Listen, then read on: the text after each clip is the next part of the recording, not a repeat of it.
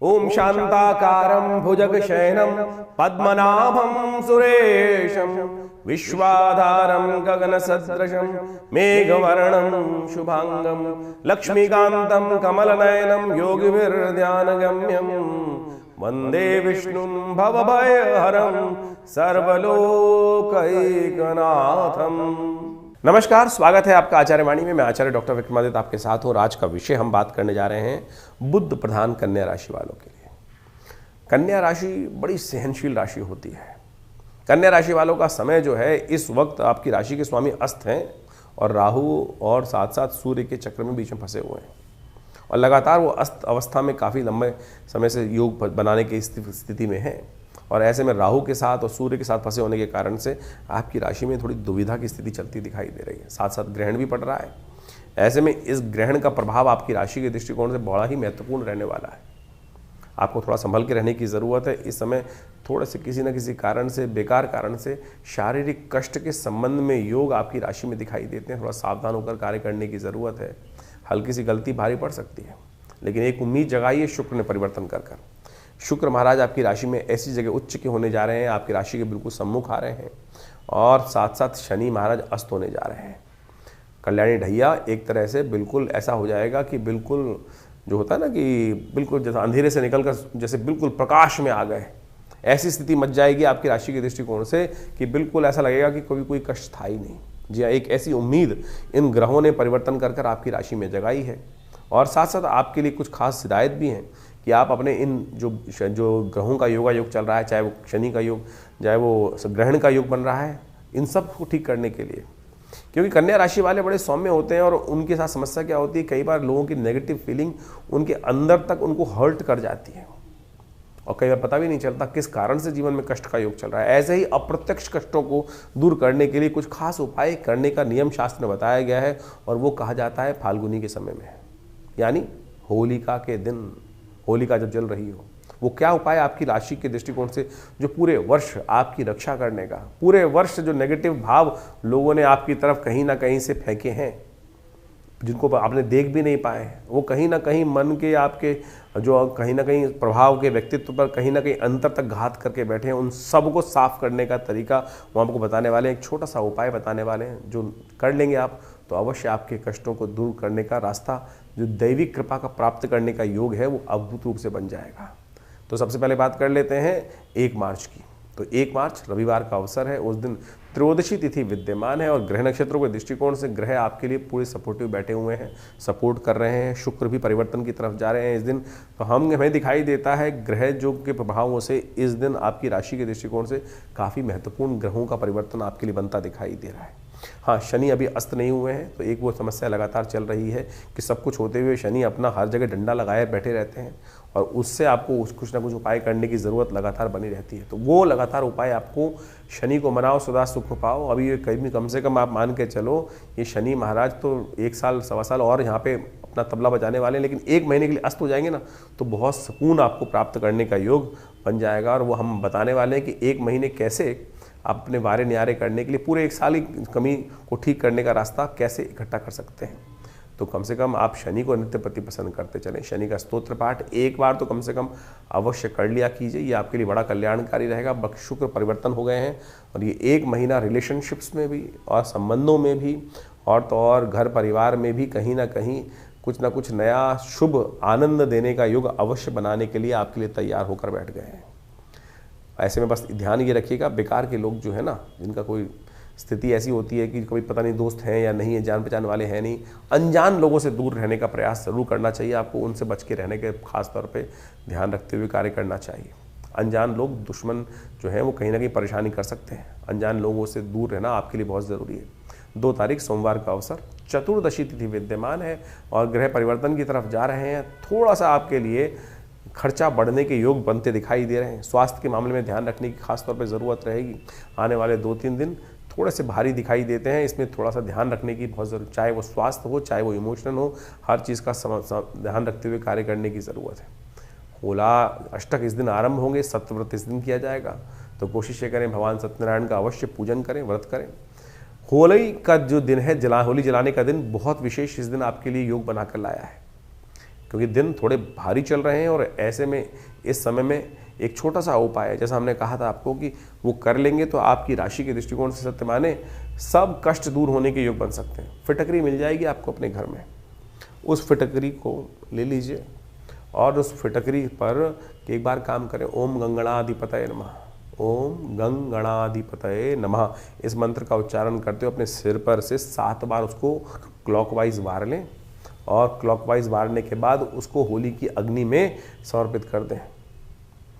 जो नमक की डली है उसको उपयोग करने का प्रयास कीजिएगा, नमक का चूरा नहीं, इस बात का ध्यान रखें। डली वाला जो नमक है जिसको सेंधा बोला जाता है, सेंधा बोला जाता है, उस नमक को उपयोग करते हुए अपने सिर पे से वार कर ओम गंगणाधिपतये नमः इस बार मंत्र का उच्चारण करते हुए भगवान गणेश से प्रार्थना करें कि इस समस्त कष्ट को दूर करने का योग बनाएं।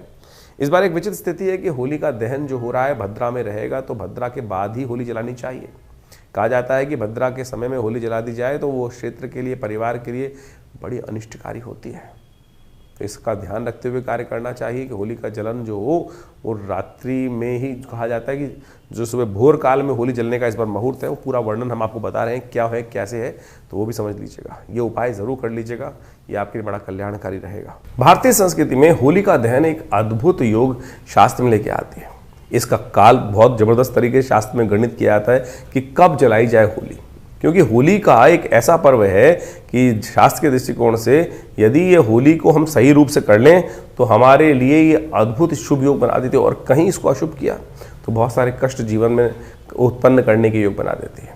तो होली का दहन इस बार थोड़ी संशय ग्रसित है, बहुत सारे लोगों ने इसके ऊपर अनेक प्रभाव उपस्थित करने का प्रयास किया है। होली है क्या, पहले तो ये समझें। शास्त्र में कहा जाता है कि भक्त प्रहलाद जो भक्त भगवान के परम भक्त थे और हिरण्यकश्यप के पुत्र थे, तो हिरण्यकश्यप जो अपने आप को स्वयं परमात्मा घोषित कर चुके थे, भगवान विष्णु के विरोधी बन गए थे। कहा जाता है कि विरोधी परमात्मा तो हमेशा कल्याण का मार्ग ही बताते हैं। तो सोचो उस ऐसे दुष्ट के यहाँ भक्त प्रहलाद पैदा हुए, और प्रहलाद जी ने भगवान की अनन्य श्रद्धा के साथ पूरी बाल्यकाल से ही उनकी सुंदर रूप से साधना करी, और साधना करने के बाद घर में ही पिता का विरोध नहीं था, सद्बुद्धि देने का कार्य था। ये परमात्मा के लिए तो सब परमात्मा की संतान ही है। कई बार कोई बच्चा विमुख हो जाता है तो क्या पिता उससे विमुख हो जाते हैं? उसका उद्धार करना ही कहीं ना कहीं परमात्मा का लक्ष्य है। तो उन्होंने देव कृपा से उन्होंने उनके घर में ही, परमात्मा की कृपा से उनके घर में ही भक्त प्रहलाद उपस्थित हुआ। तो कहा जाता है भक्त प्रहलाद बाल्यकाल से ही भगवान की श्रद्धा करते थे। घटना बहुत बड़ी है और अनेक बार पिता के साथ उनका विवाद भी हुआ। तो ऐसे में कई बार महाराज थे हिरण्यकश्यप, उन्होंने कई बार पुत्र को क्रोध में आकर मृत्यु दंड देने का प्रयास किया। एक दिन होलिका वहाँ उपस्थित होती है और अनेक का कार्य करने के बावजूद भी परमात्मा की कृपा से वो हर बार बच के आ जाते थे। कहा जाता है होलिका जो थी उन्होंने अपने पिता भाई के समक्ष जाके कहा कि मुझे अग्नि की साक्षात सिद्धि प्राप्त है, मंत्र सिद्धि प्राप्त है, और यदि मैं इसको लेकर अग्नि में बैठ जाती हूँ मैं तो जलूंगी नहीं, ये जल जाएगा। आप सोचो इतनी पुरानी आदिकाल शास्त्र में कथा थी, और कहा जाता है कि वो चोला पहनकर बैठ गई थी। भगवान की कृपा हुई कि भक्त प्रहलाद बच गए और होलिका जल गई। भगवान की कृपा देखिए सुंदर रूप से करें। आज से कुछ साल पहले बोलते हैं लोग को है, वैज्ञानिक जो बात करते हैं, बोले कैसे हो सकता है। आज भी बहुत सारे ऐसे सूट्स आते हैं कि उनको पहनने के बाद, आज तो वैज्ञानिक की पराकाष्ठा में है, तो आप उसमें ऐसे सूट्स बना दिए जाते हैं कि उसके अंदर अग्नि में चले जाते हैं लोग, और उससे अंदर इंसुलेशन के प्रभाव से कुछ जलता नहीं है। तो भारतीय संस्कृति में कितनी पुराने काल में भी ऐसा वर्णन किया गया था, तो जिससे अग्नि उसको ना जले। तो आप सोचो कि वो कितनी जबरदस्त चीज़ें रही होंगी। तो आज ही विज्ञान को कहा जाता है, लेकिन जो पुरानी कथाओं के माध्यम से भी ये कहीं ना कहीं विज्ञान की पराकाष्ठा उस वक्त भी प्राप्त थी भारतीय संस्कृति में। तो सुंदर रूप से समझें। तो होलिका तो जल गई और भक्त प्रहलाद भगवान बच गए। और उसके अगले दिन लोगों ने बड़े श्रद्धा से, आनंद से जब देखा कि भक्त प्रहलाद बचे उसके अंदर बैठे हुए हैं, तो वही जो धूल थी, भस्म थी, उसी से दुरंडी खेलने की परंपरा बनी। ये तो पूरा इतिहास इस कथा का। लेकिन वास्तविक तौर पे मान के चलें कि इस होलिका दहन का समय है बिल्कुल शास्त्र के दृष्टिकोण से। होलिका की अग्नि किस तरफ जा रही है, धूम्र किस तरफ जा रहा है, इसका प्रभाव भी शास्त्र में पूरी तरह से बताया गया है, तो भी हम आपको बताएंगे। लेकिन होलिका के अंदर इस बार का जो काल गणना है वो ऐसी है कि इस बार जो होलिका जो दहन का योग बन रहा है 2 तारीख को और 3 तारीख को पूर्णिमा है। 3 तारीख को उदया तिथि है, 2 तारीख को पूर्व ग्राह्य मानी जाएगी। 3 तारीख की शाम को ग्रहण पड़ रहा है, तो इस कारण से और शाम के समय दिल्ली इत्यादि के क्षेत्र में सूर्यास्त होने से पहले पहले पूर्णिमा समाप्त हो गई है। और सूर्यास्त के शाम के समय में जब चंद्रमा उदय होंगे तो चंद्र ग्रहण पड़ रहा होगा। भारत में ये पूरी तरह से दृश्य है। यदि हम उस तरह ऊपर की तरफ चले असम इत्यादि में तो पूरा ग्रहण दिखाई देगा वहाँ पर, लेकिन दिल्ली इत्यादि में इलाहाबाद की इधर आते आते मतलब बनारस के इधर आते आते ये सब जो ग्रहण है वो धीरे धीरे कम होता चला जाएगा। तो इन सब को प्रभाव को समझने के लिए आपको ये समझ लें कि ग्रहण के समय में 2 तारीख को होलिका जलानी पड़ेगी। क्यों? उसमें भद्रा भी पड़ रही है, तो भद्रा के जो काल में कहा जाता है भद्रा समाप्त होने के बाद ही होली जलनी चाहिए। तो सुबह सूर्य उदय के समय में करीब जाकर होलिका का जो है वो अंत होता दिखाई दे रहा है। तो शास्त्र के अनुसार से तो ऐसा कहा है कि सूर्य उदय होने से पहले ही होलिका जलाने का नियम बनेगा, शाम के समय होलिका नहीं जलानी चाहिए। बहुत सारे विद्वानों का ये भी मत है कि भद्रा के पुच्छकाल में, मुख को छोड़कर पुच्छकाल में होली जला सकते हैं।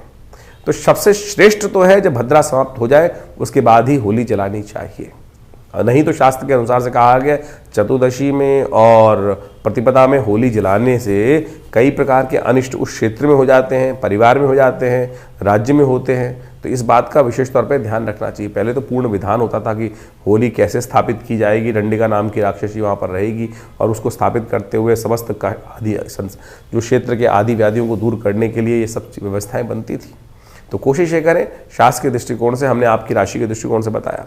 जैसे एक बात और समझें, जो हमने पुनः में आपको बता देते हैं कि शास्त्र के दृष्टिकोण से होलिका अपने आप में एक श्रावणी, होलिका को विशेष तौर पे कहा जाता है फाल्गुनी का और साथ श्रावणी। शास्त्र में 2 महत्व कहे गए और दोनों के समय में भद्रा का देखना परम आवश्यक है। और ये जो फाल्गुनी है जिसके अंदर होली जलाई जाती है, ये आपकी समस्त अलाय बलाएं को आपके जीवन से दूर कर देती है, कष्टों से निवृत्त कर देती है, नज़र को दूर कर देती है। और 6 महीने बाद श्रावणी भी आती है। उसी प्रकार से उसमें जनेऊ बदलने का नियम शास्त्र बताया गया है और ये समस्त समाज को अवश्य करने का प्रयास करना चाहिए।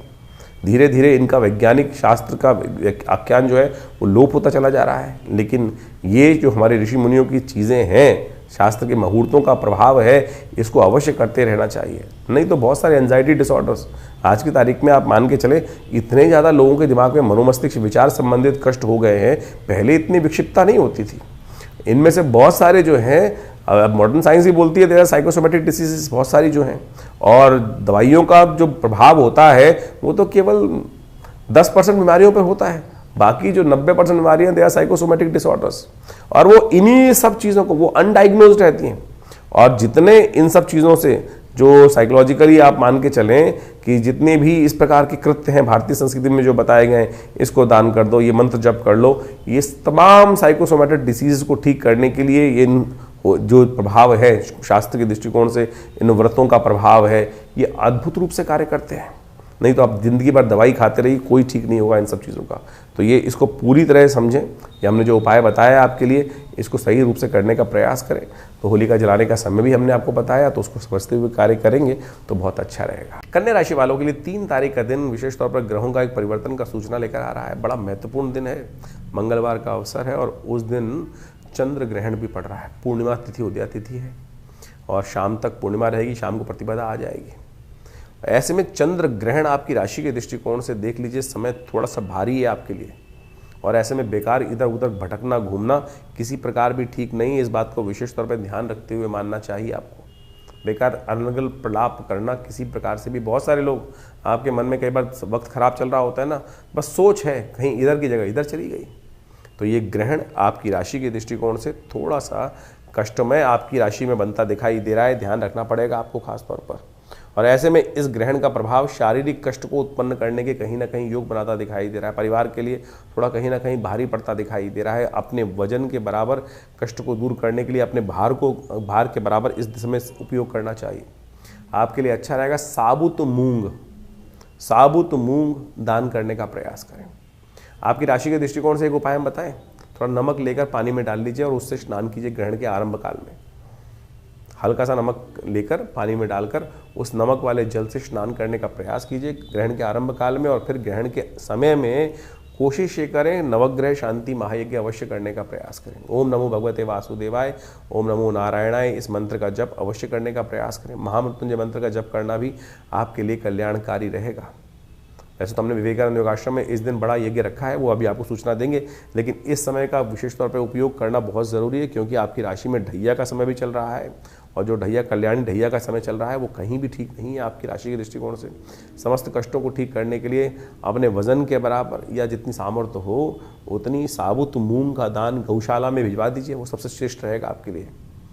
तो ऐसे में ये उपाय कर कर आप बहुत सारे अनिष्टों को दूर करने का योग बना सकते हैं, कर लीजिएगा। क्योंकि समय जिस प्रकार का है उसके अनुसार से कार्य कर लेना चाहिए, बुद्धिमानी रहती है।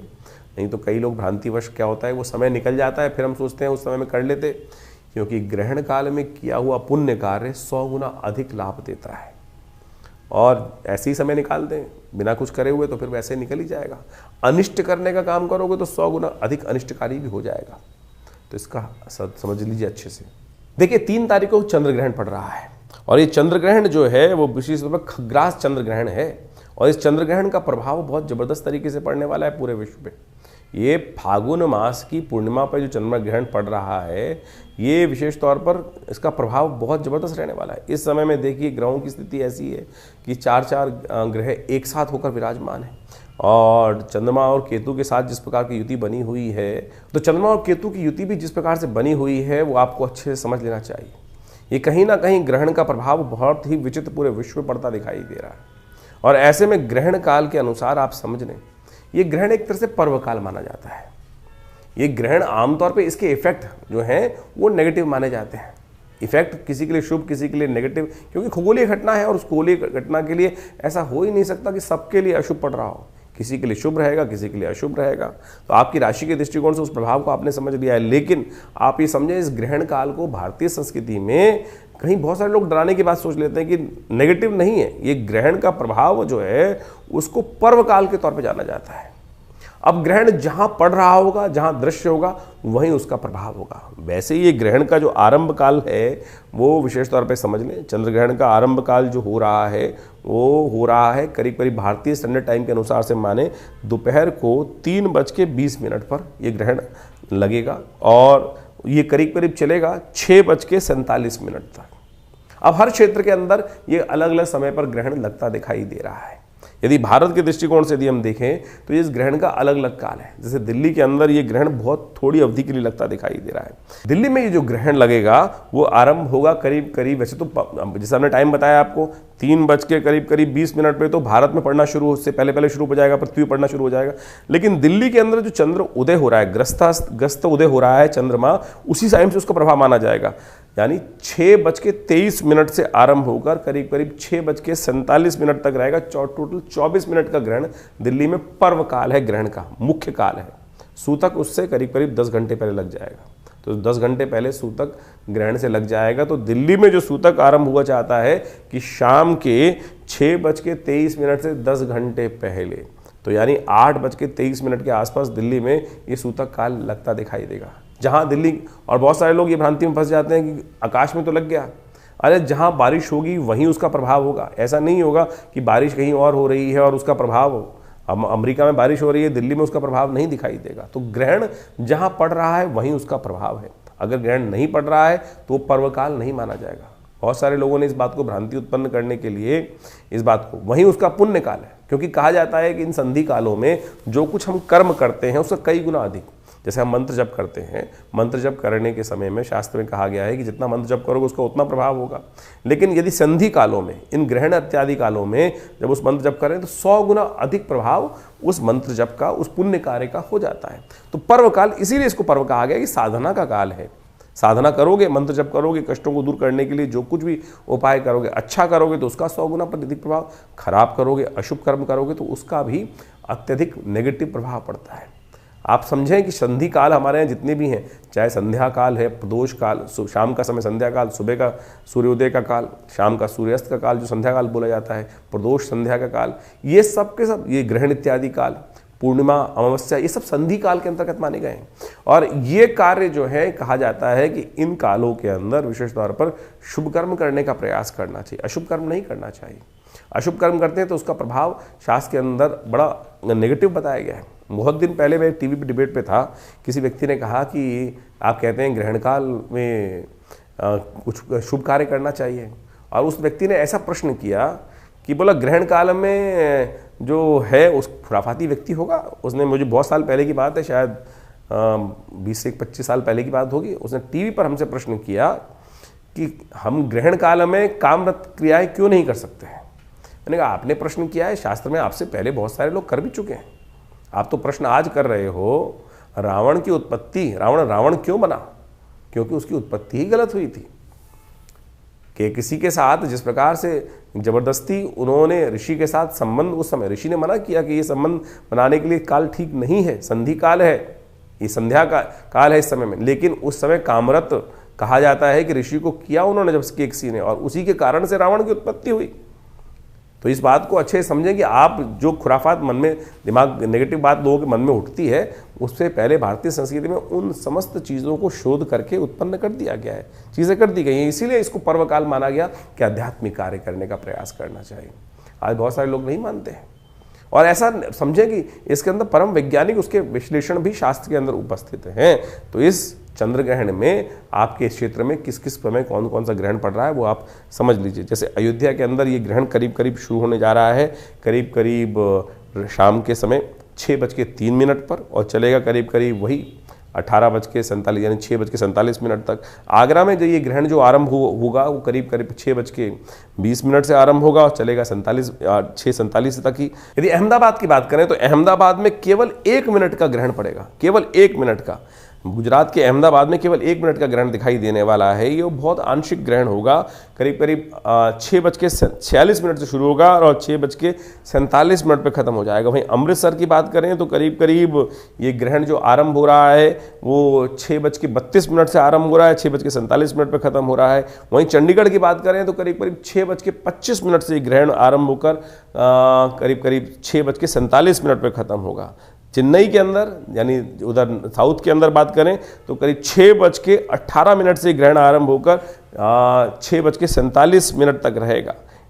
यूपी के अंदर बहुत सारे क्षेत्र में यदि देखें तो अलग अलग टाइम है उन सब के, वो हमने आपको बता ही दिए हैं। ग्वालियर में करीब 6:20 से आरंभ होकर करीब करीब 6:47 तक रहेगा। जयपुर के अंदर ये ग्रहण करीब आरंभ होगा, करीब करीब 16 मिनट का ग्रहण है वहाँ पर। 6:31 से आरंभ होकर 6:47 तक रहेगा। वहीं लखनऊ की यदि हम बात करें तो 6:10 से ग्रहण आरंभ होकर 6:47 तक रहेगा। तो इस प्रकार से आपके क्षेत्रों में विभिन्न समय जगहों पर ये ग्रहण का काल कैसा है, किस समय रहने वाला है, इसको समझ सकते हैं आप। उसके अनुसार से कार्य करने का प्रयास कीजिए। और इस ग्रहण काल में जैसा हमारे यहाँ कहा गया है, गर्भधारी जो स्त्रियाँ हैं जिनको गर्भ है उनको बड़ा सावधान रहना चाहिए। ग्रहण की छाया नहीं पड़नी चाहिए। ग्रहण की छाया पड़ने से अंगभंग की शिकायत, बहुत सारी प्रकार की शारीरिक तौर पर विकृति की शिकायत हो जाती है। तो ऐसे में कहा जाता है कि उस ग्रहण काल की छाया से दूर रहना चाहिए। किसी जो ओट वाली जगह है वहीं रहना चाहिए, बाहर भ्रमण नहीं करना चाहिए।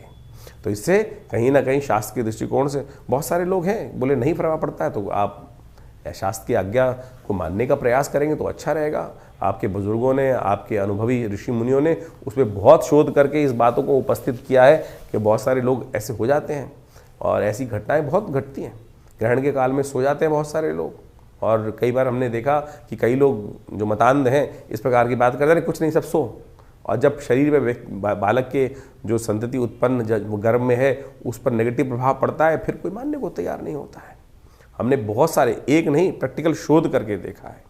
ऐसे बहुत सारे केसेस हैं जिनको हमने स्वयं देखा, ऐसा प्रभाव हुआ है, और वो ग्रहण काल के कारण ही, छाया के कारण ही, नेगेटिव समय के कारण से ही उसका प्रभाव पड़ता है। तो कोशिश ये करें आप इस समय में, ग्रहण के काल में कहा जाता है कि ग्रहण के आरंभ, जब ग्रहण आरंभ हो तब उस समय स्नान कर लेना चाहिए। ग्रहण के आरंभ में आप देखें समस्त तीर्थ स्थलों पर स्नान इत्यादि की परंपरा रहती है। और ग्रहण काल में मंत्र जप, जितने भी आपके मंत्र हैं, कहा जाता है कि ग्रहण काल में यदि मंत्र जप ना किया जाए तो जो आपके सिद्ध मंत्र हैं वो भी सो जाते हैं, और उसके बाद फिर दोबारा आपको उन मंत्रों को जागृत करने के लिए पूरी विधि, जैसे आपने किसी मंत्र को, गुरु से दीक्षित मंत्र है आपका, और उस ग्रहण काल में उस मंत्र को मानसिक तौर पर आपने जप नहीं किया तो वो खत्म हो जाएगा, उसका पूरा प्रभाव ही शून्य हो जाएगा। तो इसलिए कहा जाता है ग्रहण काल में उन मंत्रों को रिचार्ज कर लेना चाहिए, पुनः जागृत कर लेना चाहिए। मानसिक तौर पे यदि कुछ देर उसका जप कर लो, हवन कर लो तो उसका कई गुना अधिक प्रभाव तो हुआ ही होगा, लेकिन वो मंत्र आपके साथ सानिध्य बनाए रखेगा। और उसके बाद ग्रहण के अंत काल में, ग्रहण जब समाप्त होने वाला हो, तो दान के लिए निकाली गई चीज़ें जितनी भी होती हैं, चाहे किसी का वस्त्र है, किसी का अन्न है, किसी का कुछ चीज़ है, सूखी चीज़ों का दान करने का महत्व है। बहुत सारे लोग दूध को दान कर देते हैं, वो नहीं किया था। तो इस बात को समझें, तो इस बात का ध्यान रखें कि सूखी चीज़ें सबसे श्रेष्ठ ग्रहण काल में दान करने की व्यवस्था है। अन्न का दान, दक्षिणा का दान, पैसे का दान, ये सब चीज़ें करने का शास्त्र में नियम है। तो निकाल कर, अब ग्रहण काल में कोई दक्षिणा आपसे नहीं ले रहा है, ये ध्यान रखें कि उस पर भी तो प्रभाव पड़ेगा उसका, तो निकाल के रख दीजिए पैसे, और ग्रहण काल के बाद उन चीज़ों को दान कर दीजिए श्रेष्ठ किसी व्यक्ति को, तो बहुत अच्छा रहेगा। इस ग्रहण काल में आप इस कार्य को करने का प्रयास करें। इस ग्रहण का प्रभाव ज्योतिषीय दृष्टिकोण से थोड़ा सा आने वाले करीब 40 दिन तो 45 दिनों तक इसका प्रभाव पूरे विश्व में होता दिखाई दे रहा है। एक तो रौद्र नाम का जो संवत आरंभ हो रहा है, 6 तिथि को आरंभ हो रहा है, उसके कारण से पूरे संसार में कई प्रकार की समस्याएं उत्पन्न होने के योग बनेंगे। भारत में विशेष तौर पर जिस ग्रहण का प्रभाव जो पड़ रहा है, उसके काल से जो है वैमनस्य कहीं ना कहीं समाज के अंदर फैलता दिखाई देगा। और यदि आर्य संहिता को, जिसको वृहत संहिता को हम उठा के देखें, वृहत संहिता को आर्यभट्ट के द्वारा लिखी गई वृहत संहिता को, तो उसमें लिखा है कि फागुन मास में जब भी चंद्र ग्रहण पड़ता है, तो उसके अनुसार से ग्रहण के मध्य क्षेत्र में, जहाँ ग्रहण का, जैसे भारत का जिन जिन ग्रहण में पड़ रहा है वहाँ के मध्य क्षेत्र में, और साथ साथ उसके पूर्वी भाग के अंदर विशेष तौर पर वहाँ पर ज़्यादा उपद्रव और ज़्यादा अशांति का वातावरण बनता दिखाई देगा। उनके चारों तरफ भारत की जो स्थितियाँ हैं वो कहीं ना कहीं विकट होने की स्थिति बनती दिखाई दे रही है। अस्थिरता का वातावरण बनता दिखाई देगा, दुर्घटनाओं का वातावरण, वैमनस्य का वातावरण, क्योंकि इस बार संवत भी बहुत अच्छा नहीं कहा जा सकता है, तो पूरे विश्व में कहीं ना कहीं कोलाहल ज़्यादा रहते हुए दिखाई दे रहे हैं। और इस ग्रहण का प्रभाव तो बहुत लंबे क्षेत्र में पड़ रहा है, तो आप कोशिश करें इस समय में जो उपाय बताए गए हैं उनको अवश्य करने का प्रयास करें, जिससे आपके जीवन में उसकी कष्ट ना हो। 3 तारीख को ग्रहण पड़ रहा है, और 3 तारीख को ग्रहण के समय में हमने विवेकानंद योगाश्रम में सर्व कष्ट निवारण यज्ञ रखा है। जी हाँ, देखिए इस समय चंद्रमा जो हैं वो ग्रहण का युग बना रहे हैं। मंगल अस्त अवस्था में है, राहु के सूर्य के साथ फंस गए हैं, बुध भी अस्त अवस्था में है, और सूर्य राहु की युति चल रही है। तो ये कहीं ना कहीं बड़े विचित्र ग्रहों का दौर चल रहा है। बहुत सारे ग्रहण का प्रभाव है, किसी के लिए अच्छा, किसी के लिए खराब, लेकिन समस्त कष्टों को निवारण करने के लिए ग्रहण एक पर्वकाल होता है। और दिल्ली में ये ग्रहण बहुत थोड़ी देर के लिए पड़ रहा है, कुछ देर के लिए पड़ रहा है, करीब करीब आप मान के चलें ये 37 मिनट का जो ग्रहण है, उस समय में हमने विवेकानंद योगाश्रम में एक विशेष यज्ञ रखा है, सर्व कष्ट निवारण यज्ञ।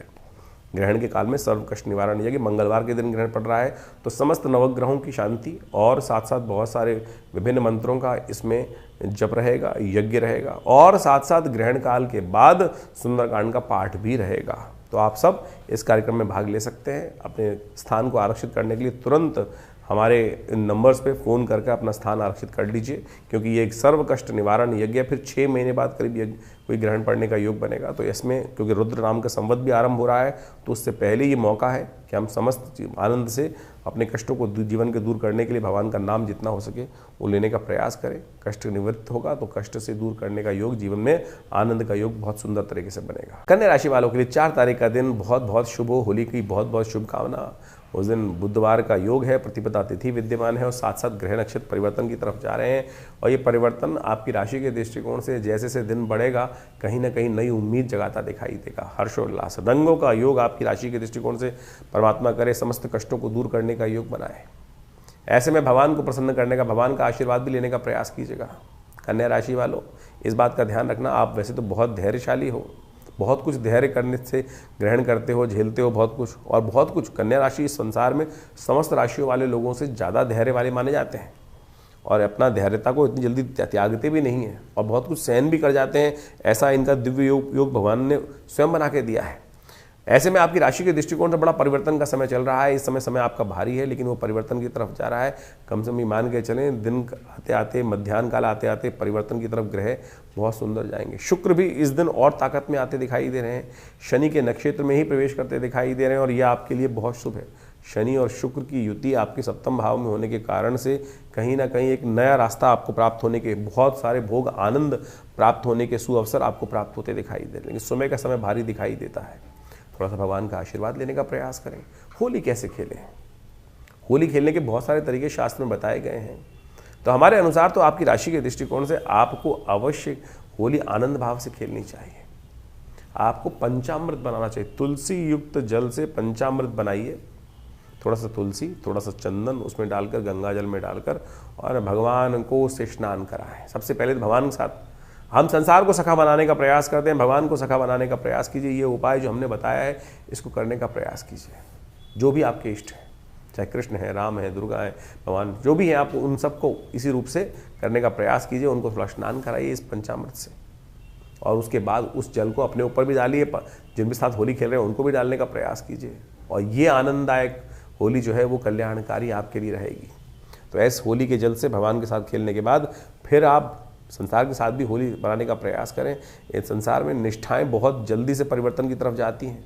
कोशिश ये करें परमात्मा के साथ अपनी निष्ठा को जो सुदृढ़ करने के लिए उत्सवों में सबसे पहले भगवान के साथ जाके वार्ता तो करो, बात तो करो। कुछ दिन में वो स्वयं आपके साथ वो संबंध स्थापित करने का प्रयास करेंगे। जो ग्रहों का प्रभाव है उसको ठीक नेगेटिव खत्म करने के लिए भगवान की कृपा सबसे बढ़िया आपको जोड़ने का प्रयास करना चाहिए। इस वक्त ग्रह ऐसे चल रहे हैं जो आपको सरलता की तरफ, इन सब चीज़ों की तरफ अग्रसित कर रहे हैं। जुड़ेंगे तो अच्छा रहेगा, लाभ के योग बनेंगे।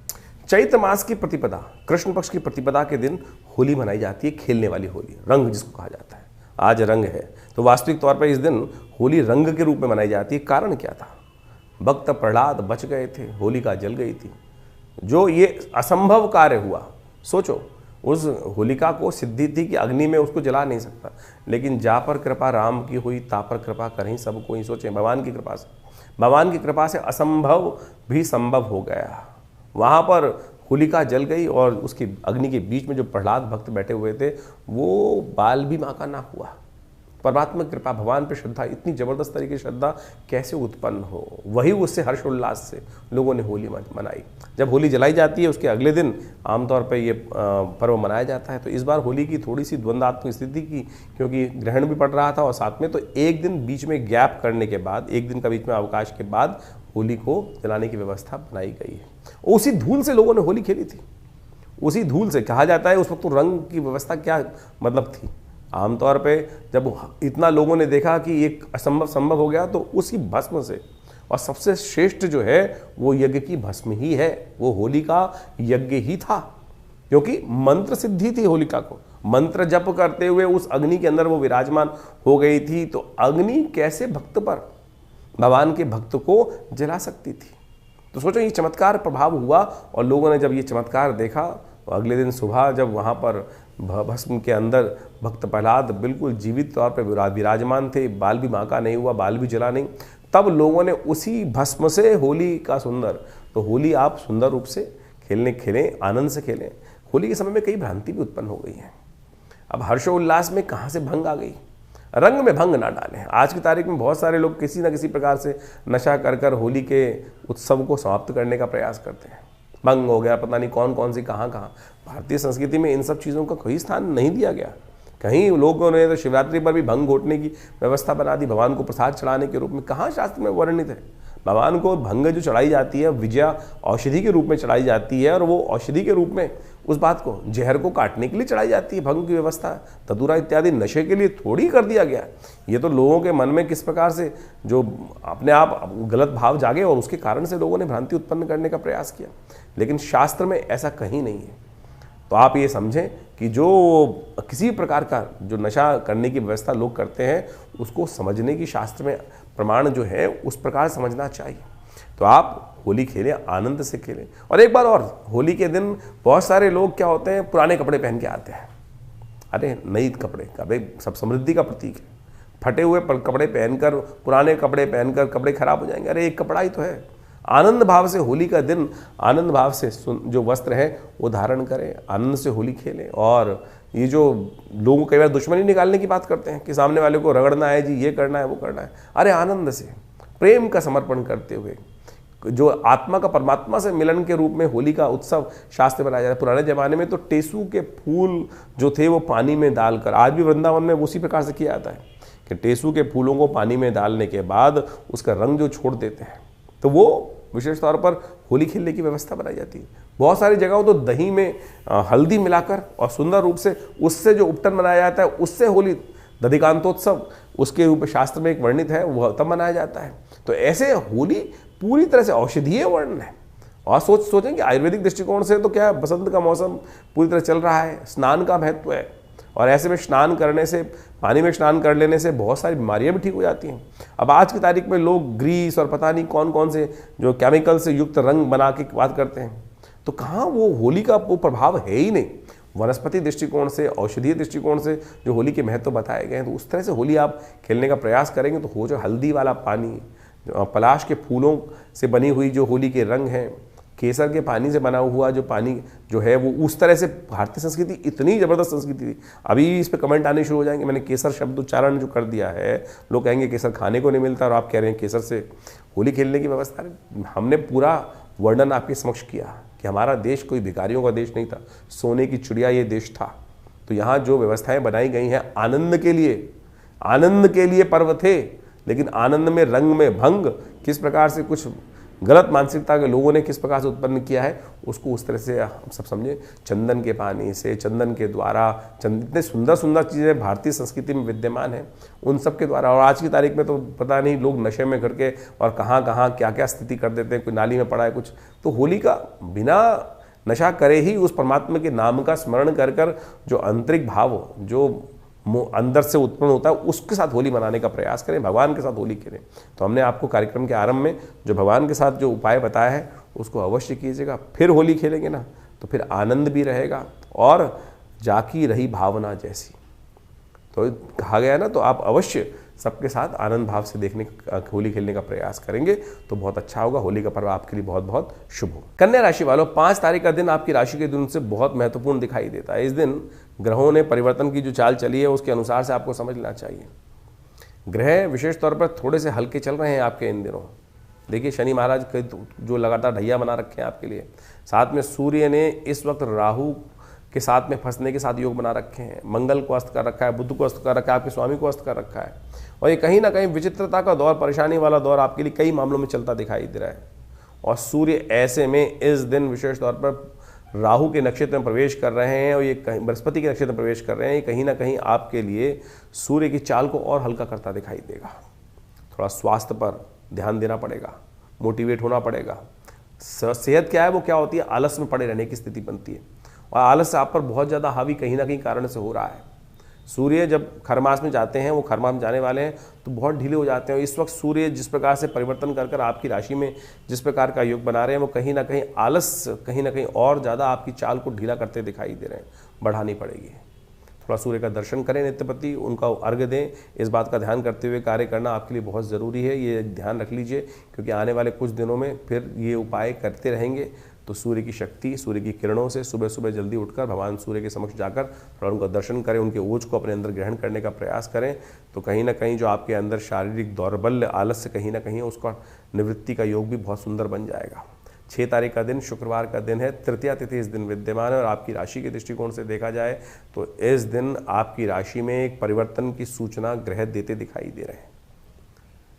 ये भद्रा युक्त दिन है, साथ साथ चतुर्थी का युक्त दिन कहीं ना कहीं बन रहा है, तो कहीं ना कहीं विघ्नों का दिन दिखाई देता है। लेकिन सूचना आ रही है कि उम्मीद जाग रही है कि एक कीर्ति का योग आपकी राशि में बनकर बहुत जल्दी से तैयार होता दिखाई दे रहा है, जो आपके लिए बहुत सुंदर स्थिति को आपके समक्ष उत्पन्न करने की योग बनाएगा। आज किसी नए कार्य की तरफ अग्रसित ना हो इस स्थिति में तो बहुत अच्छा रहेगा। सोचिए, विचार कीजिए, हिम्मत है, लेकिन आगे बढ़ने के लिए थोड़ा सा रुकने की ज़रूरत है, थोड़े आशीर्वाद की ज़रूरत है। कल वो अगले दिन से वो आशीर्वाद आपको प्राप्त होने के योग बन रहे हैं। तो अगले दिन से आज विघ्नहर्ता गणेश जी का ध्यान करना, उनका पूजन करना तो बहुत कल्याणकारी आपके लिए रहेगा। 7 तारीख शनिवार का अवसर है, चतुर्थी तिथि विद्यमान है और इस दिन सर्वार्थ सिद्ध योग भी है। ग्रहों का मुहूर्त भी अच्छा है, आपकी राशि के दृष्टिकोण से दिन अच्छा लेकर आया है ग्रहों को आरंभ करने के लिए। कीर्ति योग, जो अम्ला कीर्ति जो विशेष योग बन गया है आपकी राशि में, गजकेसरी योग बना हुआ है, वो कहीं ना कहीं लाभ भी देता दिखाई दे रहा है, कीर्ति भी देता दिखाई दे रहा है, धन भी देता दिखाई देगा। ऐसा योग आपकी राशि में कहीं ना कहीं बन रहा है। कहाँ से आएगा, किस रास्ते से आएगा, वो भी आप समझ लीजिए। खासतौर पर आशीर्वाद के रास्ते से आएगा, सपोर्ट के रास्ते से, बड़ों का आशीर्वाद, माता जी का आशीर्वाद, पिताजी का आशीर्वाद। जितने विनम्र होकर बड़ों का आशीर्वाद लेकर, गुरुजन का आशीर्वाद लेकर कार्य करोगे, उतनी किस्मत साथ देगी। और जितने बड़ों के विमुख होगे, उतना किस्मत का दरवाज़ा ताला लगकर संकल्प भर के वहाँ कहीं ना कहीं आपके भाग्य को खोलने से रोक देगा। विनम्र होइए, झुकिए और आगे बढ़ने का प्रयास कीजिए। देखिए, इतना सुंदर रास्ता आपके लिए बताया हमने। चतुर्थी की तिथि उदय तिथि है और ऐसे में सुंदर रूप से भगवान गणेश का पूजन करके कार्य करना आपके लिए बड़ा कल्याणकारी रहेगा। तो आशीर्वाद लेना चाहते हो तो थोड़ा विनम्र होकर कोशिश ये करो, थोड़ा सा करने का प्रयास कीजिए, अच्छा रहेगा आपके लिए। 8 तारीख का दिन रविवार का दिन है, पंचमी तिथि इस दिन विद्यमान है और इस दिन सबसे बड़ा परिवर्तन इस वर्ष का होने जा रहा है और आपकी राशि में किस्मत जगाने का योग बनने वाला है। वो इसलिए क्योंकि शनि अस्त होने जा रहे हैं। ध्यान रखें, शनि बहुत प्रबल है इस वक्त आपकी राशि में, कल्याण ढैया चला रखे हैं और इस वक्त जिस स्थिति में वो हैं बहुत प्रबल रूप में अपने पूर्ण प्रभाव को आप पर डालने को तैयार बैठे हुए, सामने आके पूर्ण दृष्टि से आपको देख रहे हैं।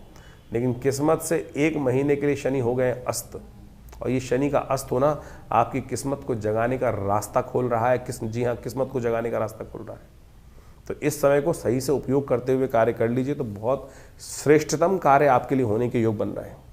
पर शनि को जो है समस्या इस वक्त कहीं दूसरी बैठी है कि आपके बाकी सारे ग्रह जो हैं वो भी इस वक्त निस्तेज हैं। शनि अस्त हो गए हैं, शुक्र ने बहुत बढ़िया ताकत डाल दी है सब ग्रहों में, अकेले शुक्र ने, लेकिन बाकी समस्त ग्रहों को देखें तो वो कहीं ना कहीं बड़ी विकृत स्थिति में है। मंगल इस वक्त अस्त चल रहे हैं, बुध इस वक्त अस्त चल रहे हैं, राहु और सूर्य के साथ फंसे हुए हैं। तो सब वो अंदर से हिम्मत टूट चुकी है, उस कारण से उसको जगानी पड़ेगी। उसके लिए कुछ खास बातें समझनी पड़ेंगी, उनको करके उन उपायों को करिए, तब ये परिवर्तन का योग बनेगा। ज्योतिष गणनाओं के अनुसार से दिखाई देता है कि समय 1 महीना कम से कम पूरे 1 साल को कवर अप करने के लिए तैयार बैठा है। तो उसको समझते हुए कार्य करना पड़ेगा आपको। देखिए, शनि तो अस्त हो गए, अब उन्होंने तो अपना प्रभाव कर दिया आपके जीवन में, जो भी जिस क्षेत्र में हमने आपको समझा है। लेकिन एक बात ध्यान रखना, बाकी सारे ग्रह भी इस वक्त शनि के अस्त होने के साथ साथ मंगल भी अस्त चल रहे हैं, सूर्य जो भी साथ में राहु के साथ फंसे हुए हैं। और इस समय बड़ी विचित्र स्थिति ये बन रही है कि जहां शनि चल रहे हैं उनसे 12वें भाव में ये समस्त ग्रहों की चौकड़ी लगी हुई है।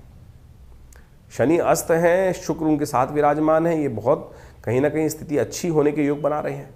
लेकिन साथ में आप मान के चलें, इनसे पीछे ही 12वें भाव में जो सूर्य जो हैं, जो बल देने वाले हैं, वो खरमास में चले जाएंगे, उनकी शक्ति वैसी कम हो जाएगी। साथ में राहु ने उनकी बहुत बुरी स्थिति कर दी है। साथ में बुध महाराज भी अस्त अवस्था है, मंगल भी अस्त अवस्था में। तो ये कहीं समय वेस्ट ना हो जाए। ऐसे में ग्रह उपचार, अब आप मान के चलें आपके शरीर में बहुत सारी चीज़ें अच्छी हो रही हैं लेकिन साथ में कुछ नेगेटिव प्रभाव भी चल रहा है, तो कैसे मल्टीविटामिन लेने हैं आपको। ये उपाय सही रूप से करें कि सही जगह सही चोट लगे, तभी जाके ठीक हो सकता है। तो ऐसे में सबसे पहला काम क्या करना पड़ेगा, आपको मंगल को ताकत देने का प्रयास करना पड़ेगा। सुंदरकांड का पाठ करें, हनुमान चालीसा का पाठ करने का प्रयास करें, हनुमान जी के मंदिर में जाकर उनको चोला चढ़ाने का प्रयास करें। कम से कम मंगलवार और शनिवार जितने भी आपके ये जब तक अस्त चल रहे हैं शनि, तब तक तो ज़रूर करने का प्रयास करें। और 15-20 दिन में सब ग्रह परिवर्तन करके आगे निकल जाएंगे और उस समय वारे न्यारे करने के योग आपकी राशि में बहुत ज़बरदस्त बन सकते हैं। लेकिन तब तक शनि जितने दिन हैं, बहुत लंबे टाइम नहीं है, 1 महीने के लिए 30 दिन के लिए योग बन के आ रहा है, 30-35 दिन के लिए। तो उस समय में आपको सबसे पहली ज़रूरत है कि नित्य प्रति हनुमान चालीसा का पाठ, ओम हंग हनुमतये नमः, ओम प्रांग प्रींग प्रौंग से शनिश्चराय नमः, ओम हंग हनुमतये नमः। ये एक हमने मंत्र बताया आपको, इसका कम से कम 108 बार जप। क्या है कि हमने संपुट लगा दिया है शनि के मंत्र पर, ओम हंग हनुमतये नमः, ओम प्रांग प्रींग प्रौंग से शनिश्चराय नमः, ओम हंग हनुमतये नमः। इससे क्या होगा कि शनि महाराज के नेगेटिव प्रभाव हटेंगे जो, और साथ साथ हनुमान जी कृपा से शनि को ताकत मिलनी शुरू हो जाएगी। शनि के जो नेगेटिव प्रभाव है, शनि शुभ करने की तरफ आपको अग्रसित कर देगा। मंगल को भी ताकत दे देंगे हनुमान जी महाराज, हनुमान चालीसा का पाठ करने से। हो सके तो हनुमान जी को चोला चढ़ाने का प्रयास कीजिए। नित्य प्रति भगवान सूर्य को जल अवश्य दीजिएगा। सूर्य इन दिनों विशेष तौर पर आप मान के चलें कि जिस नक्षत्र में चला गया है वो कहीं ना कहीं थोड़ी समस्याएं उत्पन्न करने के योग देने वाले हैं। सूर्य जो है इन दिनों बृहस्पति के नक्षत्र में है और खरमास भी आरंभ हुआ चाहता है, तो सूर्य का बल और कमजोर स्थिति में फंस रहा है। तो ऐसे में सूर्य को ताकत देने की जरूरत है।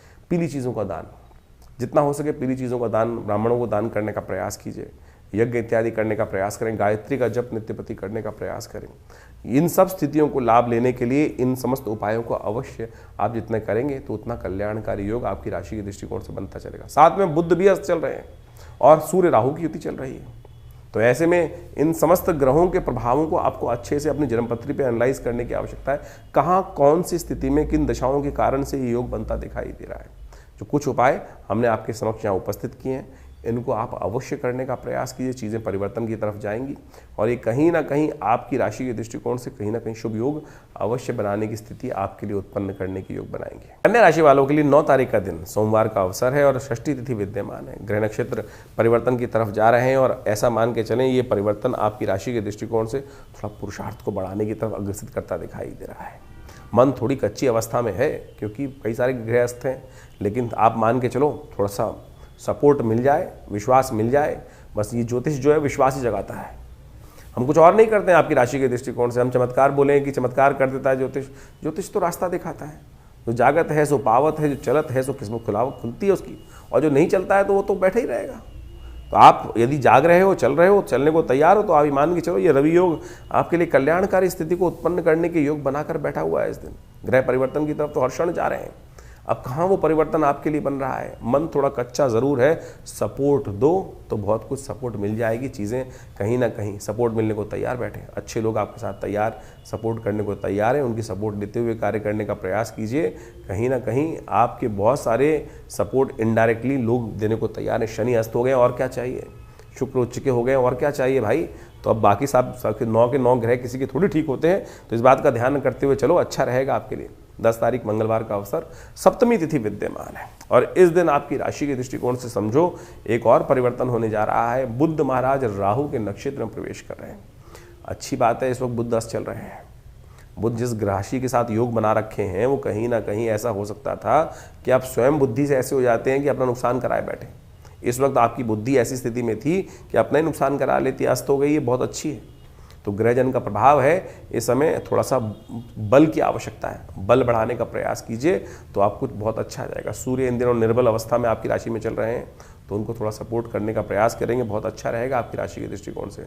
नवग्रहों के निमित्त कुछ खास यज्ञ इत्यादि करें, वो कल्याणकारी योग बनाएंगे आपके लिए। तो 10 तारीख को मंगलवार का सुंदर योग बन रहा है और ऐसे में ग्रहों की स्थिति आप समझें कि सूर्य के साथ में मंगल और राहु, साथ में बुध विराजमान है। सूर्य ने अस्त कर रखा है मंगल को भी, सूर्य ने अस्त कर रखा है बुध को, और ऐसे में साथ साथ राहु के साथ सूर्य की युति चल रही है। वो कहीं ना कहीं जो स्थितियां हैं थोड़ी सी विकट करती दिखाई दे रही है। आगे नववर्ष भी आरंभ हुआ चाहता है, जिसमें रुद्र नाम का नव संवत आरंभ होगा। 6 तिथि पर ये वर्ष आरंभ हो रहा है। तो ऐसे में इन समस्त ग्रहों को देखिए तो इससे आने वाले समय में कुछ ना कुछ नेगेटिव प्रभाव ज़्यादा दिखाई दे रहा है। यदि सार्वभौमिक तौर पर देखा जाए, विश्व के दृष्टिकोण से देखा जाए तो 2 ग्रहण पड़ के चुके हैं और इन सब ग्रहणों का प्रभाव भी कहीं ना कहीं वैमनस्य समाज में बढ़ाता दिखाई दे रहा है। राजनीतिक तौर पर अस्थिरता उत्पन्न करने के योग बना सकते हैं। रुद्र नाम का संवत कहीं ना कहीं आने वाले समय में विप्लवकारी योग बनाता दिखाई देगा, प्रलयंकारी योग बनाता दिखाई देगा इस पूरे वर्ष के अंदर। तो देखिए विश्व युद्ध की तरफ पूरा विश्व जो है फिर दोबारा एक तरह से खड़ा होता दिखाई दे रहा है। और जिस प्रकार से अमेरिका का पूरा वर्चस्व पूरे विश्व में अपनी एक अननेसेसरी की हेगड़ी दिखाता दिखाई दे रहा है, ग्रहों का प्रभाव भी वो कहीं ना कहीं विस्फोटक योग आगे आने वाले समय में उत्पन्न करने की योग बना सकता है। तो कोशिश करें, इन सब ग्रहों का प्रभाव पूरे विश्व तो है ही है, मानस पर भी, व्यक्ति के जीवन पर भी पड़ता दिखाई दे रहा है। ये जो राहु का परिवर्तन सूर्य के साथ युति है, किसी पूरे विश्व के लिए नहीं, हर राशि में कहीं ना कहीं पड़ रहा है उसका प्रभाव। तो ऐसे में आपकी राशि के दृष्टिकोण से भी जो प्रभाव है वो हमने आपको समझाया। उन सबको ठीक कैसे किया जाए, उन सबको ठीक करने के लिए भगवान के नाम का आराधना। और हमारी दृष्टिकोण से इस समय में मंगलवार का सुंदर योग पड़ रहा है और साथ साथ सप्तमी अष्टमी का सुंदर योग विराजमान है। ऐसे में तो हनुमान जी का सुंदर स्तवन करें। हमने विवेकानंद योगाश्रम में इस दिन नवग्रह शांति महायज्ञ का सुंदर आयोजन किया है, जिसमें सुंदरकांड का पाठ रहेगा, हनुमान जी की कृपा के निमित्त हनुमत यज्ञ रहेगा, नवग्रह शांति महायज्ञ रहेगा और साथ साथ हमारे आश्रम पे जो सिद्ध माँ भगवती की प्रतिमा है, जो मुल्तान से भगवती यहाँ पर पधारी 500 साल पुरानी सिद्ध प्रतिमा है, उनके सानिध्य में बैठकर सुंदर भगवान का स्तवन, हनुमान जी का सुंदर चूल्हा चढ़ने की व्यवस्था, सुंदरकांड का पाठ रहेगा, भंडारा रहेगा, सवामनी का भोग रहेगा।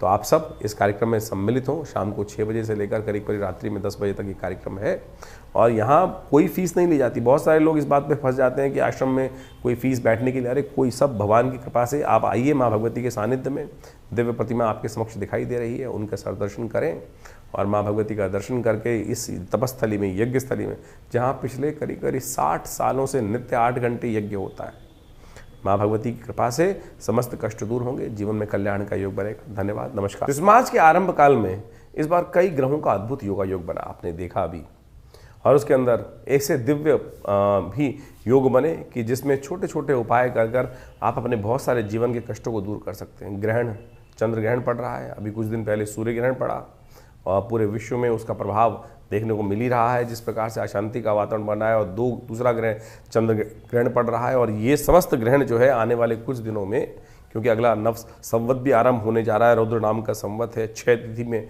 ये वर्ष आरंभ हुआ चाहता है, नव वर्ष जो है नव संवत, तो ये कहीं ना कहीं इसका व्यापक प्रभाव पूरे विश्व में होता दिखाई दे रहा है।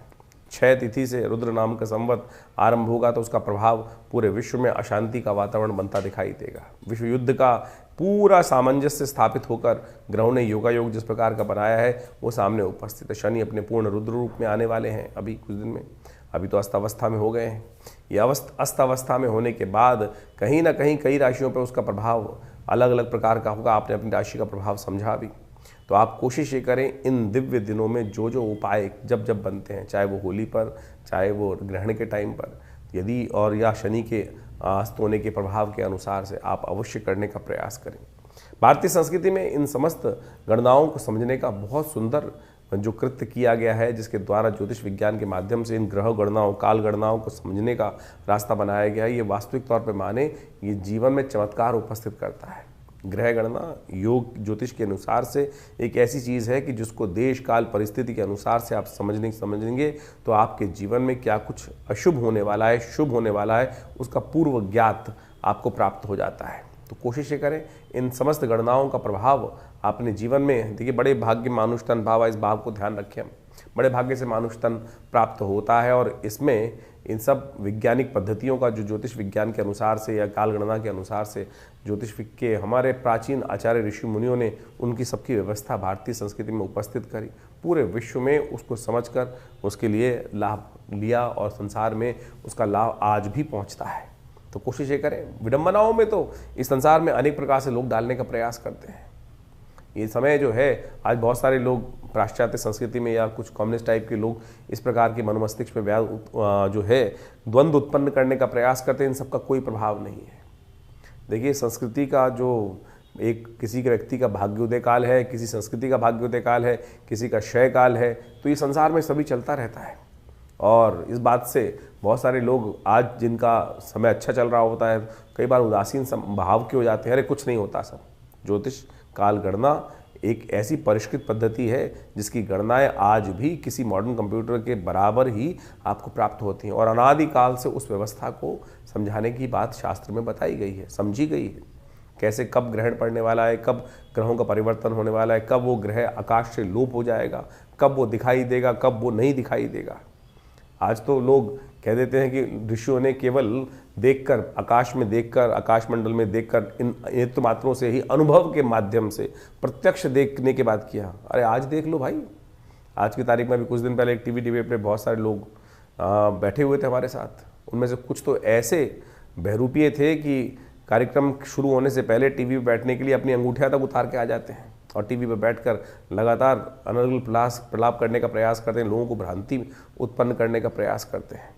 तो आप कोशिश ये करें, हमारे अपने पूर्वज ज्योतिष विज्ञान के जो भी कार्य उन्होंने किए हैं, हमारे पूर्वजों ने, वो हमारे कल्याण के लिए किए हैं। और इन सब प्रभावों को समझें और ज्योतिष विज्ञान के माध्यम से जो हम आपके समक्ष ये उपाय उपस्थित करते हैं, छोटे छोटे हैं लेकिन शास्त्र वर्णित हैं, और इनको हिंग लगे ना फिट के रंग चोखा हो, ऐसा हमारा प्रयास है कि आपके जीवन में समस्त कष्ट दूर होने के योग बने। और पौराणिक ज्योतिष के अनुसार से हम इन समस्त वैदिक ज्योतिष में, पुराणिक ज्योतिष के अंतर्गत बहुत सारे जो उपाय शास्त्र में बताए गए हैं, कथाओं के माध्यम से ही बताए गए हैं, उन चीज़ों की टेस्टिमनीज बताई गई हैं, वो हम आपके समक्ष उपस्थित कर रहे हैं, बताया है। और उन ग्रंथों का नाम तक हम आपके समक्ष बताते हैं कि कहाँ किस प्रकार का वर्णन वो उपस्थित है। कोशिश ये करें उनको अपने जीवन में उतारें। हाँ, आपके मन में कोई प्रश्न चल रहा हो तो चिंता ना करें, ये हमारा जो व्यवस्था है आपके लिए अपनी है। आप फ़ोन नंबर्स पे अपने प्रश्नों को लिख के भेजें, व्हाट्सएप के माध्यम से भेजेंगे तो हम जरूर उनके जवाब भी जल्दी से जल्दी आप तक भेजने का प्रयास करेंगे। हाँ, थोड़ा देर जरूर लग सकती है उसमें, बहुत सारे लोगों के प्रश्न आ रहे होते हैं और उन प्रश्नों के माध्यम से हम जल्दी से जल्दी उनके उपाय आप तक भेजने का प्रयास करते हैं। और जो लोग मिलना चाहते हैं वो आश्रम पे आ सकते हैं। समय समय पर बहुत सारे कार्यक्रम आश्रम पे चलते ही हैं और उन सब कार्यक्रम में आकर आप आश्रम पे पधारिए। दिल्ली में विवेकानंद योग आश्रम में आपके बहुत सारे प्रश्नों का निदान भी होगा और साथ साथ माँ भगवती की कृपा से, जो भगवती का श्री विग्रह आश्रम पे विराजमान है, उनकी कृपा से आपके कष्ट भी दूर होंगे। धन्यवाद, नमस्कार।